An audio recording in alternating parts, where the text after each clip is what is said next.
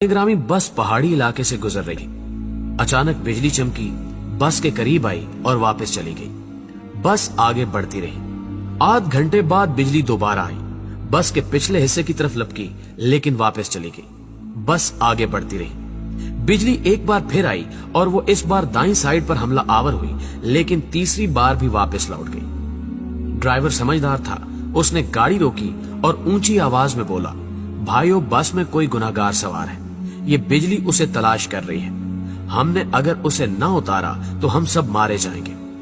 बस में सरासीमगी फैल गई और तमाम मुसाफिर एक दूसरे को शक की नजरों से देखने लगे। ड्राइवर ने मशवरा दिया, सामने पहाड़ के नीचे दरख्त है, हम तमाम एक एक करके उतरते हैं और उस दरख्त के नीचे खड़े हो जाते हैं। हम में से जो गुनाहगार होगा, बिजली उस पर गिर जाएगी और बाकी लोग बच जाएंगे। ये तजवीज काबिल अमल थी। तमाम मुसाफिरों ने इत्तेफाक किया।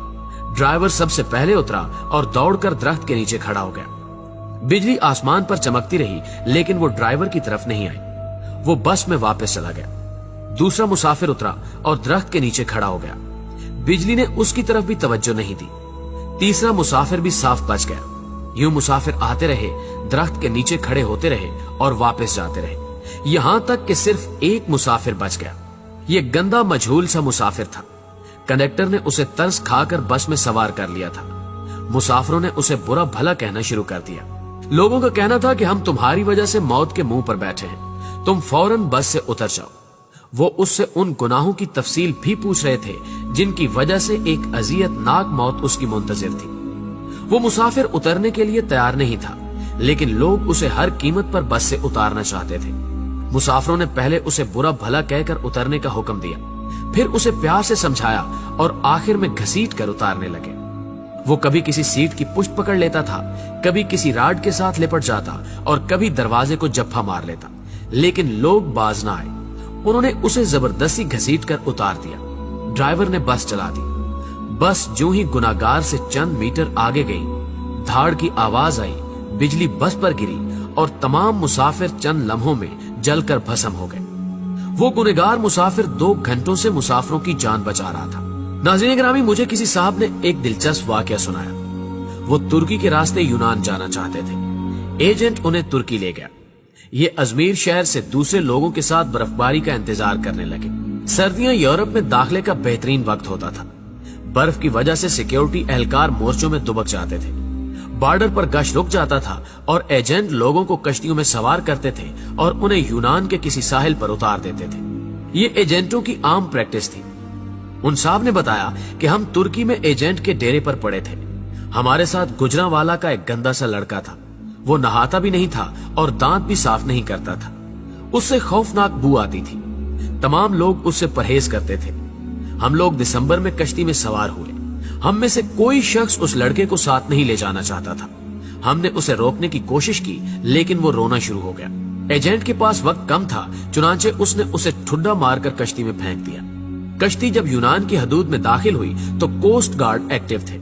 यूनान को शायद हमारी कश्ती की मुखबरी हो गई थी।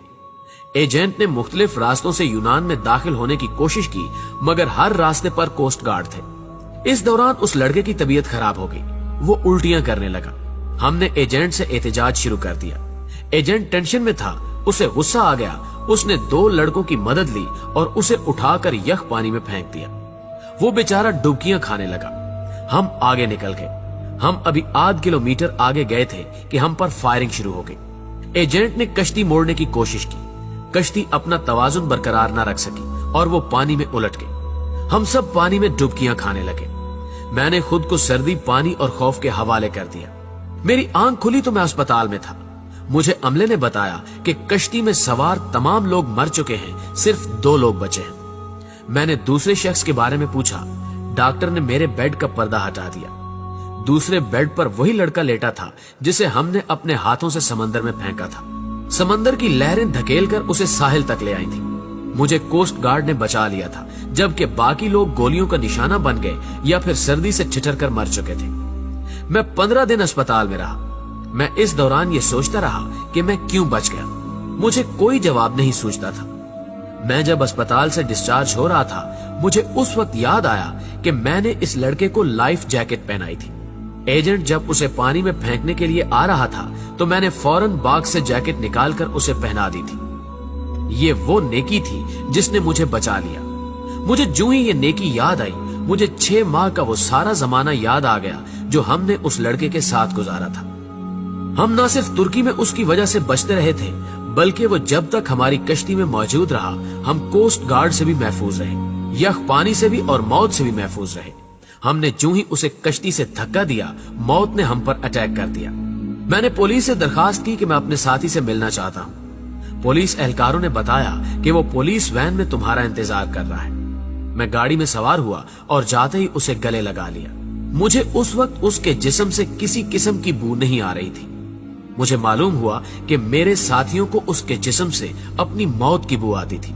ये उन लोगों की मौत थी जो उन्हें उससे अलग करना चाहती थी, और जो ही अलग हुए सब के सब मौत की आगोश में चले गए। नाज़रीन ग्रामी, मेरे एक बुजुर्ग दोस्त जवानी में अरबपति थे, लेकिन उनकी जिंदगी का आखिरी हिस्सा उसरत में गुजरा।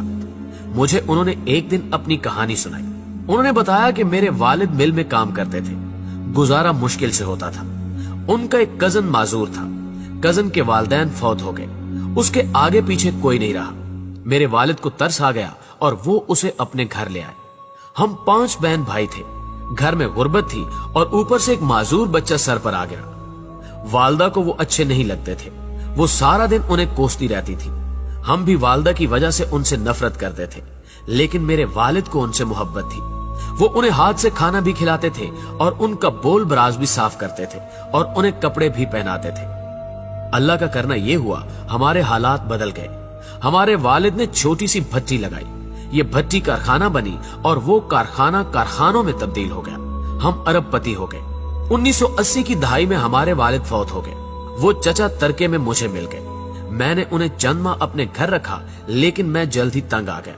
मैंने उन्हें पागल खाने में दाखिल करा दिया और वो पागल खाने में रहकर इंतकाल कर गए। बस उनके इंतकाल की देर थी कि हमारा पूरा खानदान अर्श से फर्श पर आ गया। हमारी फैक्ट्रियां, हमारे घर और हमारी गाड़ियां, हर चीज नीलाम हो गई। हम रोटी के नवालों तक को तरसने लगे। हमें उस वक्त मालूम हुआ कि हमारे माजूर चचा हमारे रिज्क की जमानत थे। हम उनकी वजह से मोहल्लों में जिंदगी गुजार रहे थे। वो गए तो हमारी जमानत भी खत्म हो गई। हमारे महल हमसे रुखसत हो गए और हम सड़क पर आ गए। प्यारे दोस्तों, ये तीनों वाकयात आपके लिए हैं। हम नहीं जानते कि हम किन लोगों की वजह से जिंदा हैं, हम किन की वजह से कामयाब हैं और हम किन की बदौलत मोहल्लों में जिंदगी गुजार रहे हैं। हम ये भी नहीं जानते कि हम किसको बस से उतारेंगे, हम किसको कश्ती से बाहर फेंकेंगे और हम किसके खाने की प्लेट उठाएंगे, और वो शख्स हमारा रिज्क, हमारी कामयाबी और हमारी जिंदगी साथ ले जाएगा। हम हरगिज नहीं जानते। लिहाजा हम जब तक उस शख्स को पहचान नहीं लेते, हमें उस वक्त तक किसी को बस, कश्ती और घर से निकालने का रिस्क नहीं लेना चाहिए, क्योंकि हो सकता है हमारे पास जो कुछ हो वो सब कुछ उस शख्स का हो, और अगर वो चला गया तो सब कुछ चला जाए। हम न रहे, मट्टी का ढेर बन जाए।